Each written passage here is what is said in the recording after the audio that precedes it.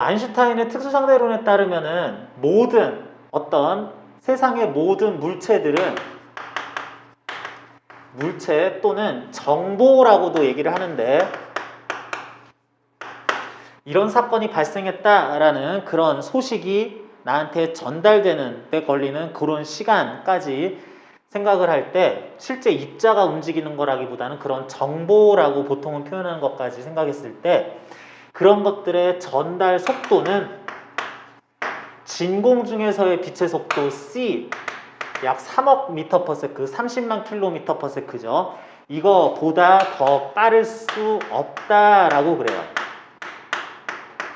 정보의 전달이 아무리 빨라도 이거보단 느려야 되고, 물체의 운동 속도도 내가 보기에 저거보단 느려야 된다라고 그럽니다.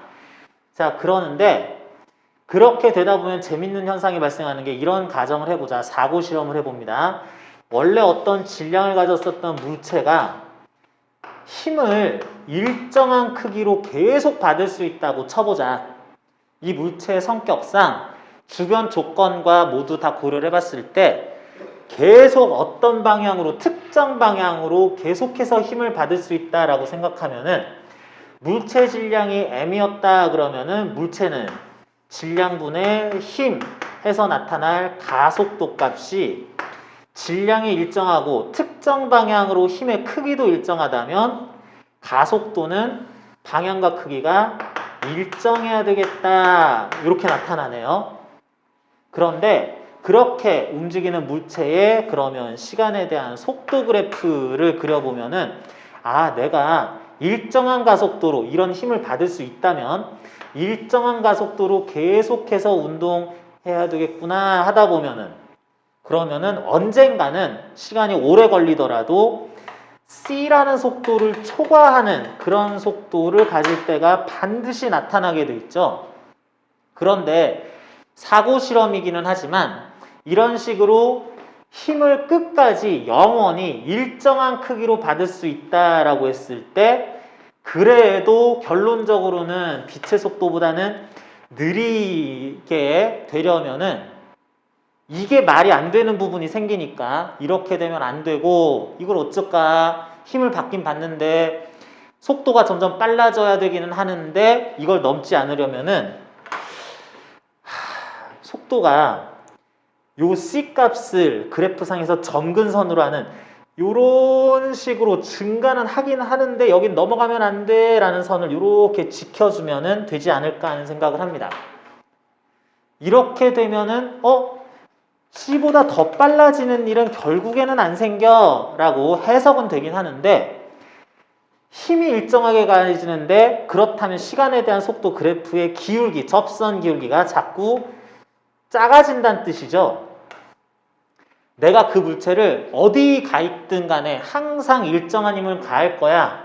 하지만 가속도는 말하자면 자꾸 줄어들어야 돼 라고 하려면은 결론, 물체 질량이 커질 수밖에 없네. 어떻게? 더 빨라진 상황이 될수록 같은 힘에 의한 가속도가 작아지면 더 빨라질수록 질량은 자꾸 증가하는 효과가 나타나야 되겠네 라고 생각할 수 있다. 그런데 이런 힘이 또 계속 가해진다는 뜻은 물체에 힘을 가해서 일을 하고 있다, 양수값에 일을 하고 있다. 그러면은 이 힘이 일을 하고 그 일은 물체의 에너지 증가로 나타나야 되는데, 얘는 왜 내가 힘을 가해서 분명히 양수값에 일을 했는데 속도가 충분히 빨라지지 않냐. 아, 내가 한 일이 물체 에너지로 전환이 될 때 속도가 빨라지는 형태의 운동 에너지 증가로 나타나는 게 아니라 한 일이 질량 증가 효과에 먹히는 게 아닐까, 이렇게 생각할 수 있다고. 이곡부터 해가지고 쭉 가다 보면은 이게 일도 할 텐데, 그랬을 때 그 일한 게 속도 변화에 의한 운동 에너지 증가로 나타나지 않고 질량 증가에 의한 속도가 증가하지 않아도 질량 증가만으로도 뭔가 에너지 증가 효과가 나타나기는 하네. 여기에서 내가 한 일이 속도 변화로 나타나는 게 아니라 질량 증가 상황으로 기여를 할 수 있다라는 것에서 에너지가 질량 부분으로 변환될 수 있다라는 생각을 합니다.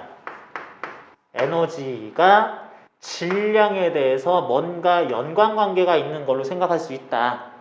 그래서 그걸 이러쿵 저러쿵 해가지고 쭉 해석을 해보니까 어떤 물체의 질량은 곱하기 빛의 속도의 제곱 해주면은 몇 줄 하는 에너지로 교환이 가능하다라고 하는 질량이 곧 에너지하고 그렇게 다른 게 아니야 라고 하는 질량 에너지 등가 원리를 얘기를 할 수 있습니다.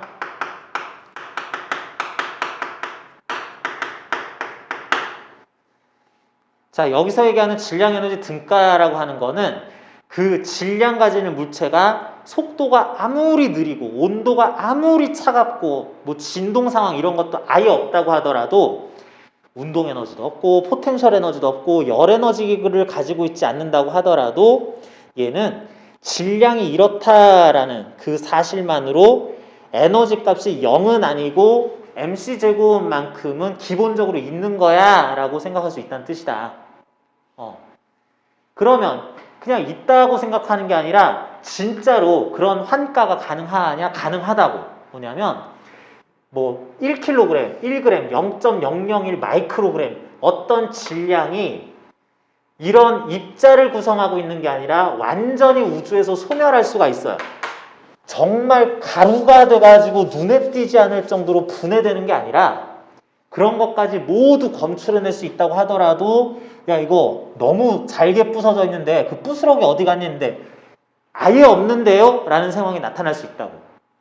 야 그러면 이건 어디 간 거야? 하고 주위를 둘러보니까 빛이 발생해서 그만큼의 복사 에너지가 옛날에는 없었는데 이거 없어지면서 에너지가 생겼네 라는 걸로 바뀌었다 라는 현상이 실제로 만들어집니다. 거꾸로 여기에 질량 효과가 제로야. 어떤 박스, 방 안에 질량을 가지는 물체가 아예 없습니다. 아예 없는데 여기에 예를 들어서 뭐 거울로 만들어진 방이라서 여기서 빛이 땡냐 땡냐 하면서 이렇게 해서 막 튕겨 나가고 빛이 좀 제법 많이 있어요. 그런데 조건만 잘 맞으면 정말 엉망진창으로 설명하면 얍 하게 되면은 빛이 다 사라져요. 여기서 팡팡팡팡 이렇게 반사돼서 빛이 사라지고 입자가 하나 띠용 생겨가지고 둥실둥실 가만히 떠 있을 수도 있는 거다. 야, 어떻게 없던 질량, 물체, 질량 보존의 법칙 없던 질량인데 왜 생겼냐? 질량 보존의 법칙이 유예되는데 대신 그만큼 질량에 해당하는 에너지가 더 이상 관찰이 안 되잖아요. 그 에너지가 얍 해가지고 생겼다. 뭐 이렇게 볼 수 있다는 얘기입니다. 그런 질량과 에너지의 교환, 변환이 가능할까 했는데 하다 보니 진짜였다라는 거를 이제 실험하는 그 기술이 발달할수록 자꾸 더 이제 정확한 정밀한 관측이 가능해지고 있습니다. 여러분들한테 몇 번 또 얘기도 하고 있는데 고전역학은 이미 완성이 뉴턴이 다 해놨고 전자계학은 고전 물리로 이제 고전 역학, 뉴턴 역학, 고전 물리 요거하고 이제 전자기학 합치면 이제 고전 물리라고 하는데 이거는 거의 뭐 완성이 완료가 됐다라고 하면 되고 이제 완료가 안 된 것들이 현대물리라고 얘기하면서 현대물리의 두 축이 뭐가 있죠? 현대물리가 양자역학하고 상대성 이론이 있죠. 양자역학은 아직도 야 이건 어떻게 해석해야 돼? 네 해석이 맞냐 틀리냐 코펜하겐 해석이 진짜로 맞기는 하냐 아직도 의심하는 사람들도 있고 한 반면에 상대성 이론은 아인슈타인이 생애 안에 그것도 매우 젊었을 때 완료를 다 해놨고 현대물리의 양대 축이긴 하지만 요거는 계속 발전시켜 나가고 관련된 내용들을 실험으로 찾아 나가기도 하고 뭐 그런다 치면은 상대론이라는 현대물리 파트에서 지금 또 이제 우리가 하고 있는 거는 상대론이 이런 부분은 수정을 가야 돼 그게 아니라 아인슈타인이 지금으로부터 100년 전에 이런 말씀을 하셨는데 1905년에 특수상대론 발표하고 1910년에 15년이냐? 왜 갑자기 헷갈리지? 상대론, 일반 상대론 발표를 했는데 15년이죠.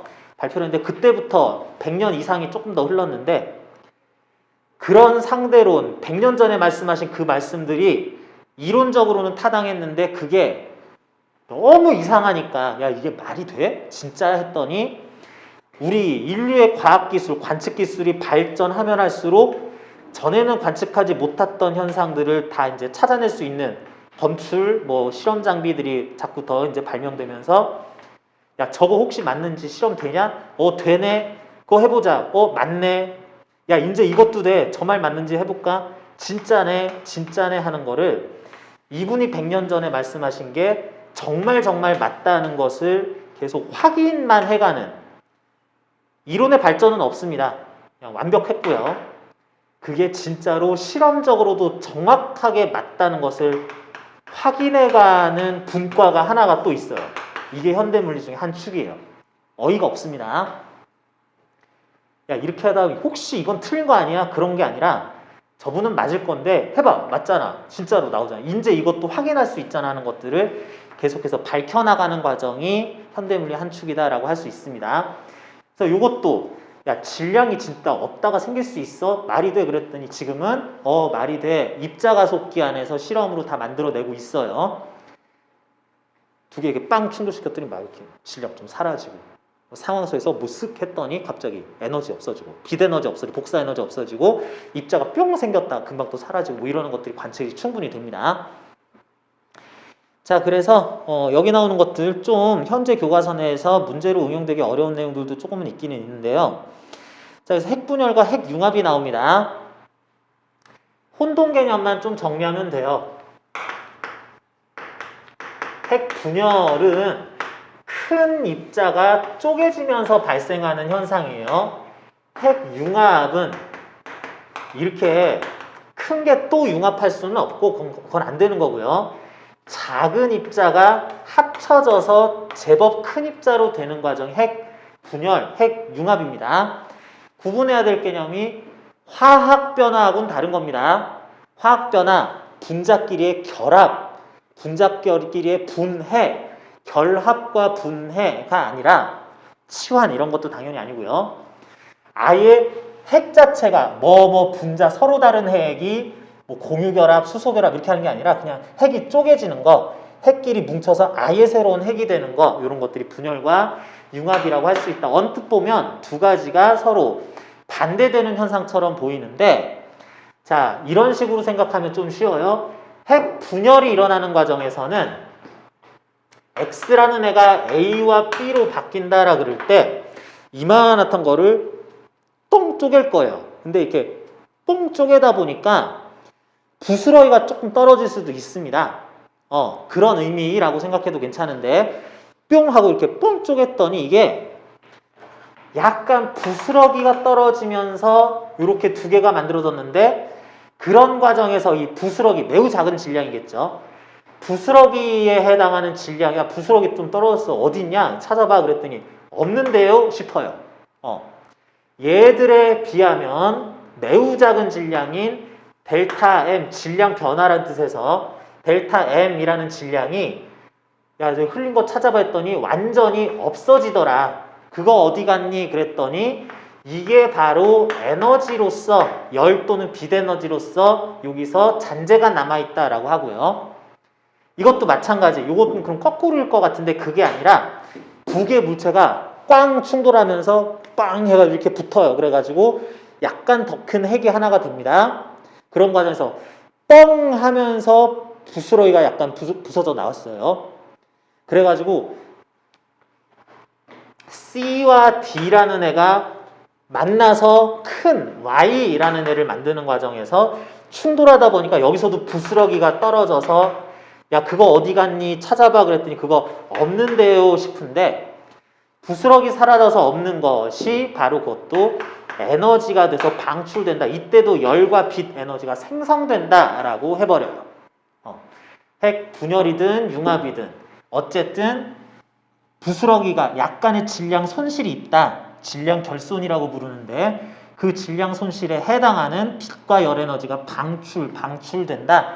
라고 하는 게 두 가지 과정에서의 공통점입니다. 반대처럼 보여도 똑같은 질량 결손 및 에너지 방출이 나타난다 라고 해요.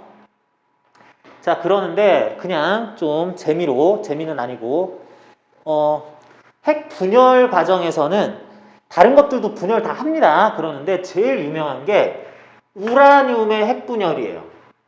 우라늄이 원자 번호 92번이라서 인위적으로 만들어내지 않는 원소 가운데 거의 가장 큰 질량수를 가질 가장 큰 덩어리입니다. 억지로 만드는 애들이 더 있기는 하지만 뭐 이렇게 된다 그러는데 여러분들 우라늄이 92번인데 혹시 93번, 94번 원소 외웁니까? 1번부터 92번까지 외웠는데 93번을 내가 안 외웠네. 아, 그래요? 93번 누굴까요? 94번은 또 누굴까요? 이거 되게 쉬워요.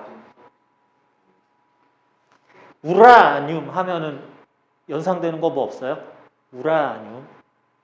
늄은 뭐 마그네슘, 알루미늄 이럴 때 뒤에 붙는 거고 우라 하면 뭐 떠오르는 거 없어요? 너무 크게 잡았나?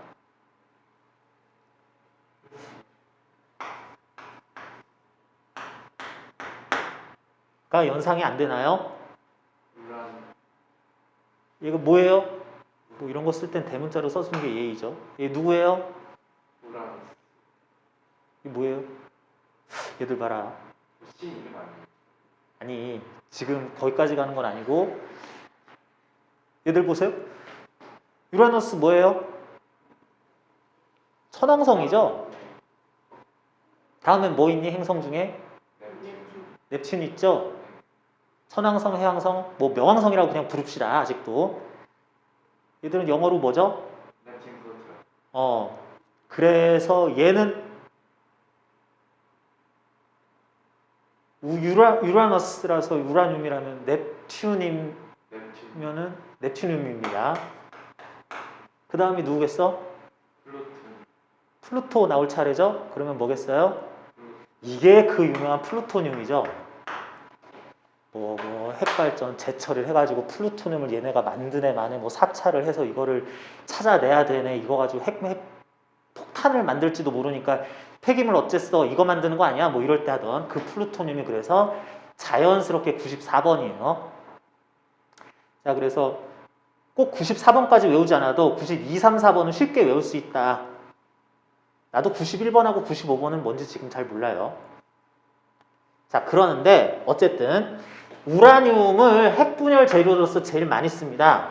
92번이면서 우라늄은 일반적으로 우라늄 그러면 238번, 238 질량인 애가 제일 많아요.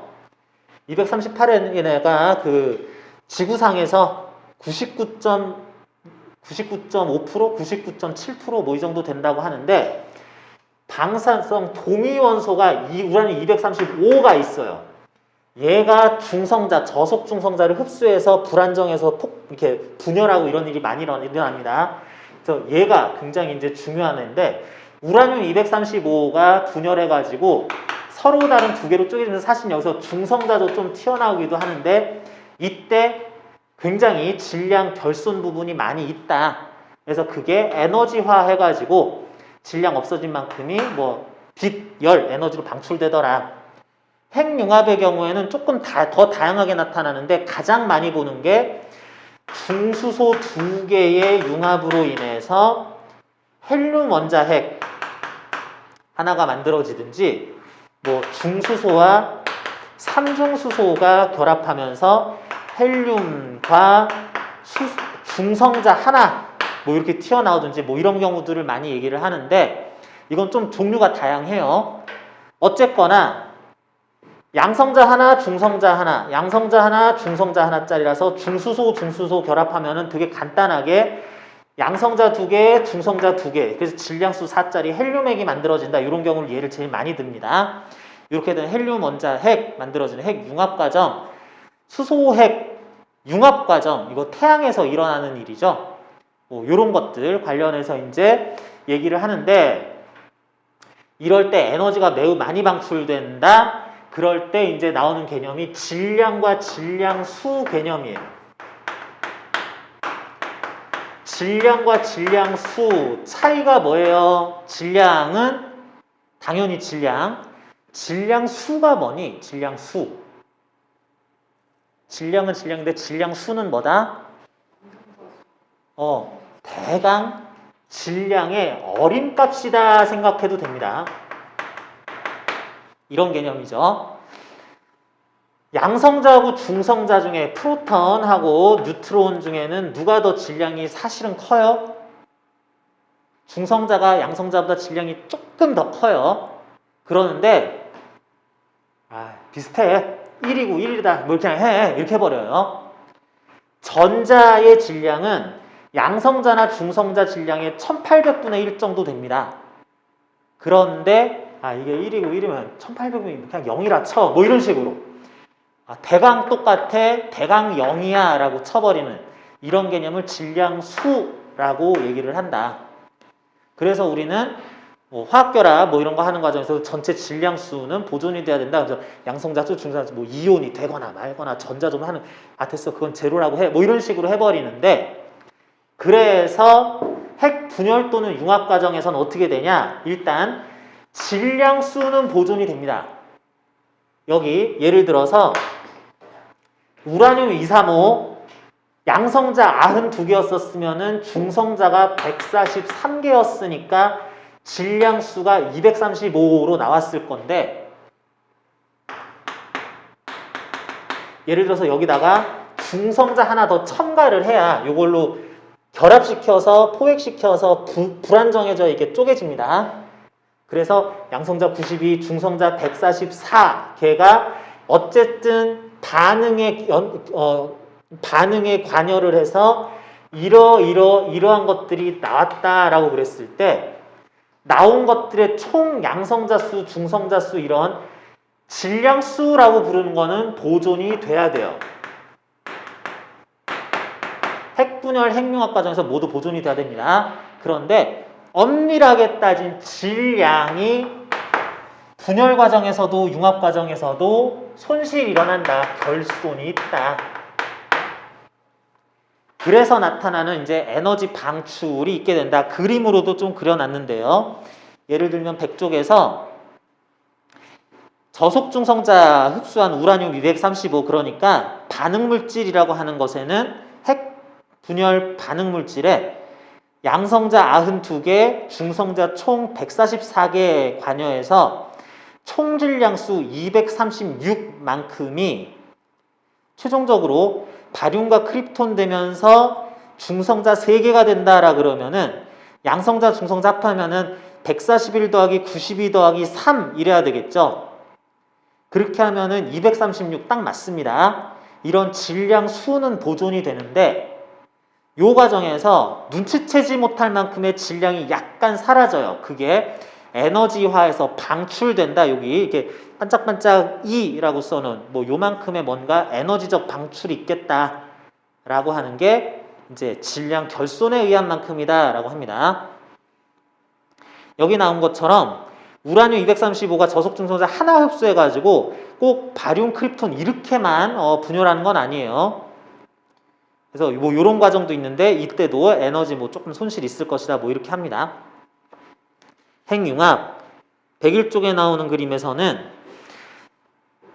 양성자, 중성자인 중수소 원자핵과 양성자, 중성자인 삼중수소 원자핵이 합쳐지면은 보통의 헬륨 원자핵이 되면서 중성자 하나는 떨어져 나오고 이렇게 하더라도 양성자 총 2개, 중성자 총 3개, 그래서 총 5개에 해당하는 질량수 값이 그대로 보존이 되긴 하는데 눈치채지 못할 만큼의 질량이 약간 사라지긴 하는 게 에너지 방출로서 드러나게 된다. 이런 과정이 이제 핵 분열이다 하겠습니다. 자, 그런데 이 과정에서 잠깐만 하나만 더 얘기를 해보면은 이 과정에서 예를 들면 여기 소개된 우라늄 235가 중성자 하나 흡수하면서 방출하는 에너지 값이라는 것이 200메가 일렉트론 볼트라고 나오네요. 여기서는 중수소와 삼중수소가 합쳐져서 헬륨과 중성자 하나가 돼서 방출되는 에너지가 이 과정에서는 26 메가 일렉트론 볼트라고 나오네요. 일단 여러분 일렉트론 볼트 또는 전자 볼트라고 하는 건 이건 단위의 하나입니다. 에너지 단위예요. 1 일렉트론 볼트가 몇 줄, 1 일렉트론 볼트, 1 전자 볼트가 몇 줄, 1.6 곱하기 10의 마이너스 19승 줄이에요. 근데 이럴 때 써야 되는 어떤 그 에너지 방출되는 한 번의 분열 결합당 방출된 에너지가 10줄이요, 5줄이요 이렇게 계산할 수 있는 게 아니라 너무 작은 양이라서 단위를 일렉트론 볼트로 맞춰준 겁니다. 그냥 그뿐이에요. 근데 메가니까 뭐겠니? 1 메가 일렉트론 볼트라고 하면은 일렉트론 볼트에 100만 배겠죠?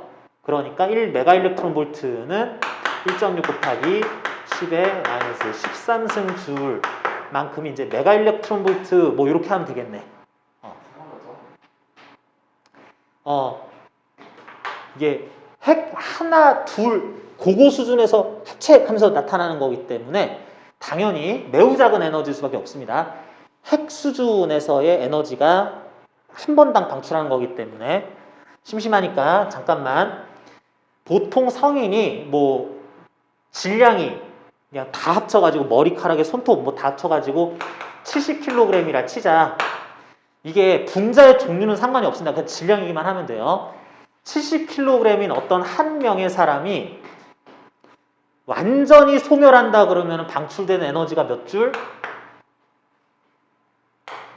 아이고 사람이 이렇게 가루가 됐네가 아니라 가루도 없네 완전 소멸됐네 라고 할 때 방출될 에너지가 얼마? 이렇게 하면 됩니다. 70 곱하기 mc 제곱.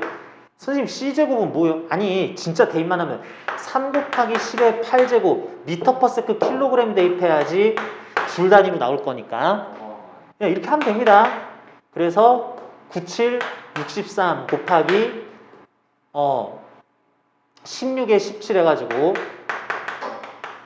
사람 한 명 사라지면은 63 곱하기 10의 17승 줄 만큼이 생성이 돼요. 이게 얼만큼의 에너지인지 감도 잘 안 오는데 뭐 이렇게 써봤자 똑같죠. 곱하기 10의 5제곱 기가줄 뭐 이래봤자 63 곱하기 10의 제곱 테라줄 그래봤자 감 안 오는 건 똑같죠.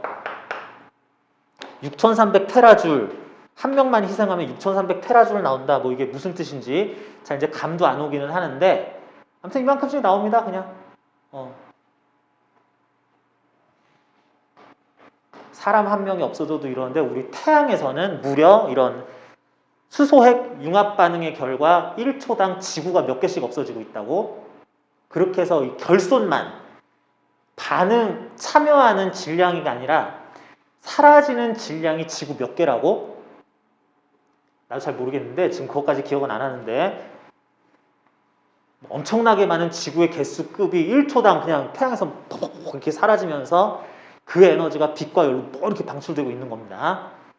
태양은 생각보다 대단하신 분이에요. 무슨 뭐 태양이 우주급으로 오면 우리 은하에도 태양은 좀 중간보다 작은 별에 해당하며 저런 태양쯤 되는 거 이상의 항성, 주계열성 항성은 우리 은하에만 4천억 개가 있으며 그런 은하가 우리 우주에는 또 은하가 또 4천억 개가 있어 어쩌고저쩌고 하는데 태양도 우습게 볼 수 있는 게 아닙니다. 절대 그런 게 아니에요. 천문현상 이런 거에 좀 관심 있어요? 천문학 이쪽? 보면은 굉장히 이제 야 저거 보소 저거 곧 하면서 맨날 얘기하는 것 중에 뭐 있는지 알아요? 저거 곧 터질 텐데 하는 것 중에 주목하고 있는 거 뭐 있는지 알아요? 굉장히 큰 축에 속한다라고 하는 우리가 관측했던 것 중에 굉장히 큰 축에 속한다라고 하는 베텔게우스가 있습니다.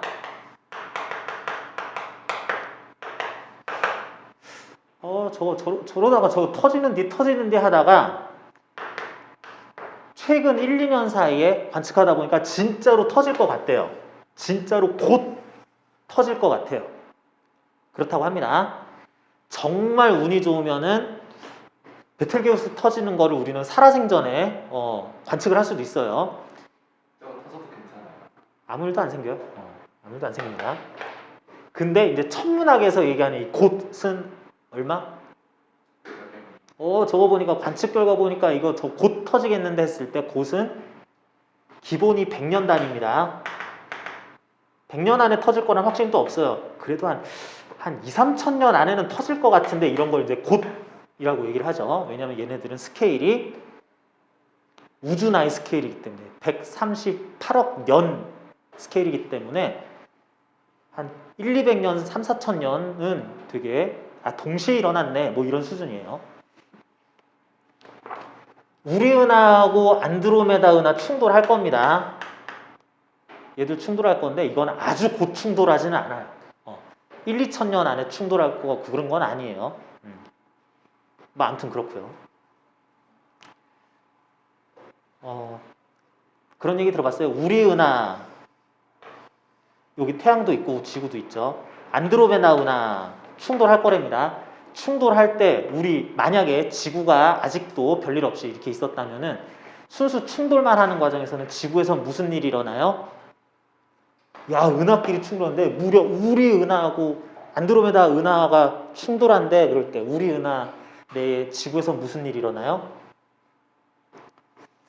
막 불구덩이가 되고 막 그래요? 아무 일도 안 일어납니다. 우리 스케일에서는 은하의 밀도가 너무 이게 은하 특히 나선의 밀도는 너무 작기 때문에 우리가 뭐 은하 중심부 뭐 이런 데 위치해 있었다면 좀 티가 조금이라도 날까?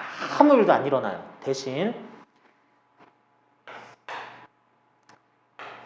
해가 뜨고 지고 하는 게 무려 우리는 태양만 보고도 밤이네 낮이네 그러는데 대신 은하 중심이 상당히 가까운 데 있을 거기 때문에 엄청나게 밝은 태양이 아닌 뭔가가 맨날 보이긴 할 겁니다. 은하가 뭐 맨날 보이긴 할 거예요. 이렇게 나선 팔 보이긴 할 겁니다. 우린 근데 그걸 못 봐요. 안드로메다하고 한 200만 광년 떨어져 있죠? 안드로메다랑 우리가 빛의 속도로 가까워져도 200만 년 후에나 일어날 일인데 절대 그럴 일은 없으니까 뭐 수억 년, 뭐 수십억 년 뭐 지나야지. 수십억 년? 뭐 충돌할 수 있을 겁니다. 그래서 뭐 핵융합 관련해서 태양 얘기하다가 이런 얘기도 좀 여담으로 했는데 쌍생성과 쌍소멸이라는 말 하나 더 있기는 합니다. 쌍생성, 쌍소멸. 여기서는 그나마 핵 분열 어떤 입자가 뭐 좀 중성자 같은 거 약간 흡수를 하더라도 입자가 쪼개지면서 약간의 질량이 야 부스러기 어디 갔니? 그거요. 부스러기 떨어지면서 소멸됐어요. 융합하다가 부스러기 생겼는데 그거 소멸됐어요 라고 그랬는데 쌍생성과 쌍소멸은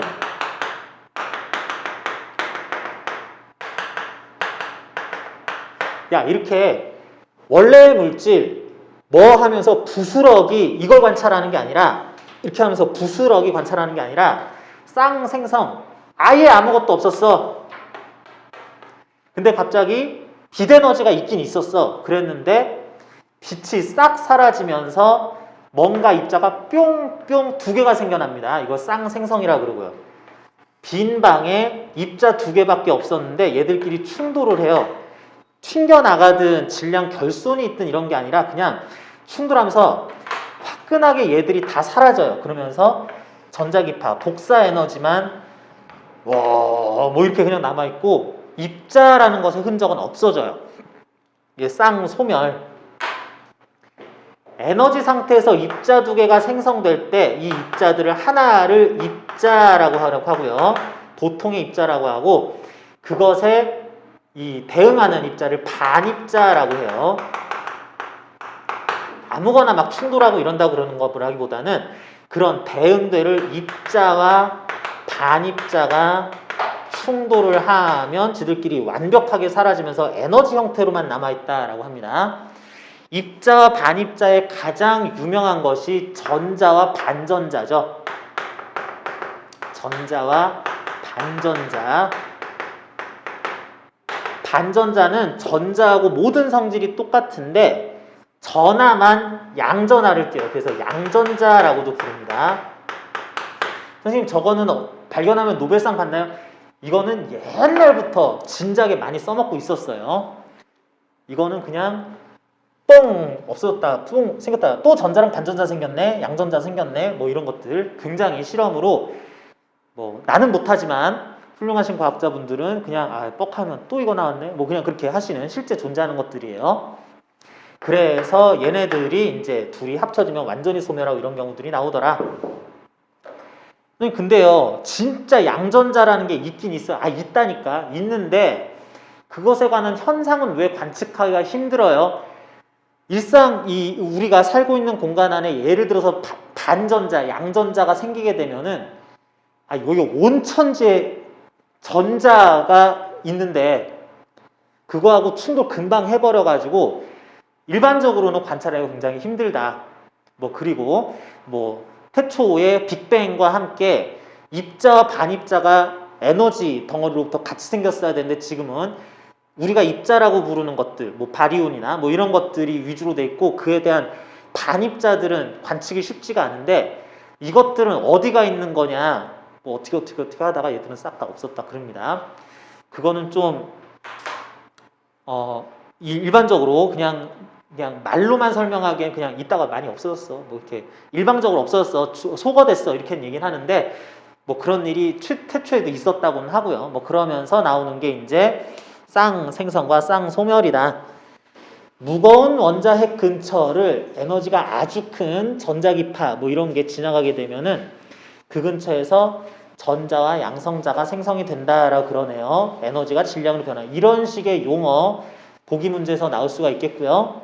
쌍소멸, 입자, 예를 들면 전자, 반입자, 그에 대한 반입자, 반전자, 양전자가 충돌하면 얘네들이 그냥 없어져. 얘들은 부스러기만 사라지고 이러는 게 아니라 화끈하게 사라지면서 에너지가 생성이 된다. 이것을 우리는 전자기파가 방출됐다. 에너지가 질량으로부터 변환돼 나왔다라고 합니다. 한 가지만 더 얘기하면은 우리 자꾸 이 에너지 얘기하면서 열 또는 빛, 에너지가 무슨 에너지 이런 얘기 하는데 복사 에너지라는 말을 또 쓰죠. 이게 말이 약간 어려운데 우리는 이런 얘기 했습니다. 이런 걸 알고 있어요. 에너지, 요거는 열 전달 과정에서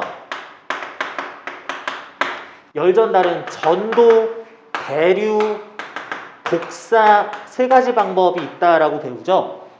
전도에 의한 열 전달은 뭐예요?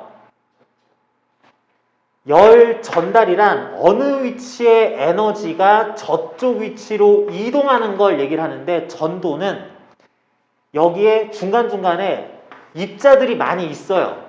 그래서 얘한테 에너지를 줘. 그럼 이거를 전달해서 전달 끝 하면서 여기까지 이동하는 걸 전도라고 하고요. 대류는 뭐예요?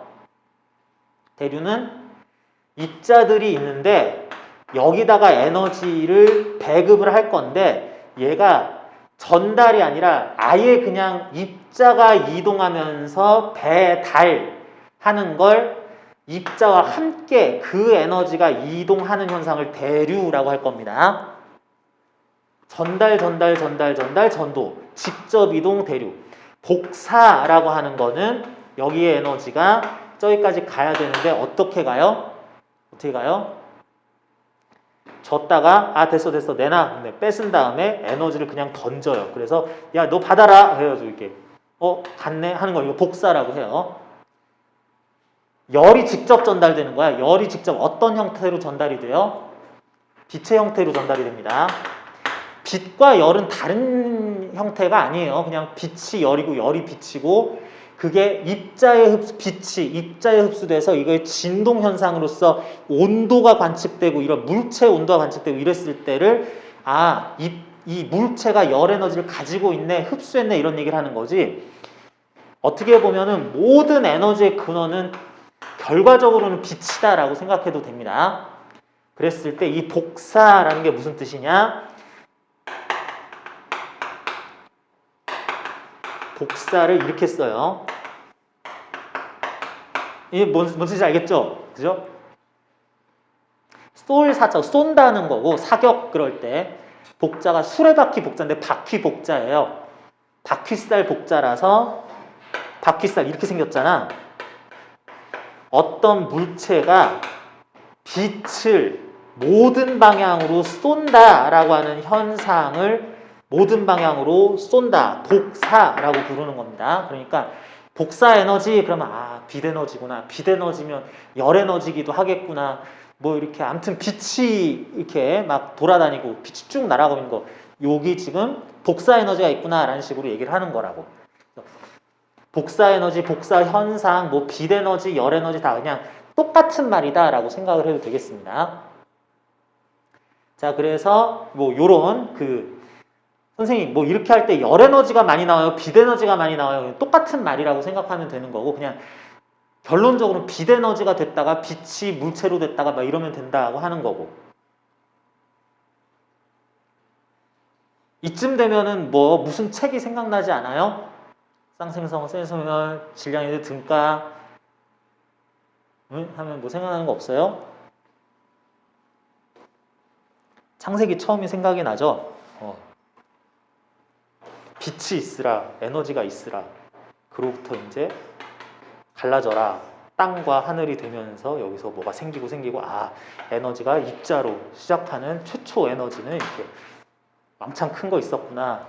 성경이 확실히 맞는 말이야. 그러면서 이제 이렇게 갖다가 쓰는 경우도 있긴 있는데 어쨌든 복사라는 말이 자꾸 나오는데 이게 좀 용어가 어려울 수 있어서 추가 설명했습니다.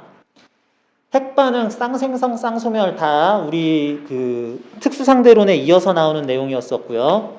그래서 오늘은 문제풀이를 좀 하는데 시간을 많이 할애하기도 했는데 관련 내용 그렇게 많지 않고 이후에 나오는 내용이 전기력, 원자모형, 에너지띠, 스펙트럼, 반도체 이런 말들 나옵니다. 내용상 한동안 굉장히 난이도가 낮다가 그냥 암기사항은 좀 있는데 그러다가 전류의 현자기장, 전자기유도, 앙페르 법칙, 페러데이 법칙 갈 때 이제 계산하는 게 나오기 시작하면서 조금 중간에 어려운 문제들이 약간 더 나오고 그거 끝나면 2단원도 금방 끝나고 다음 파동 넘어가고 이런 식으로 이제 구성이 될 거예요. 그래가지고 여러분들은 이제 오늘 진도상으로는 뭐 그냥 요 쌍생성, 쌍소멸, 일에너지 등가 원리 관련한 문제까지만 좀 풀어와도 괜찮을 것 같네요. 요 정도 일단 하고요. 오늘 수업 일단 마치고 수업 내용에 있어서나 여러분들 앞에서 풀던 문제들 설명 과정에서 추가적인 질문 개별적으로 할 거 있는 사람들 좀 더 정리하시고 없는 사람들은 수업 마치겠습니다. 수고하셨습니다.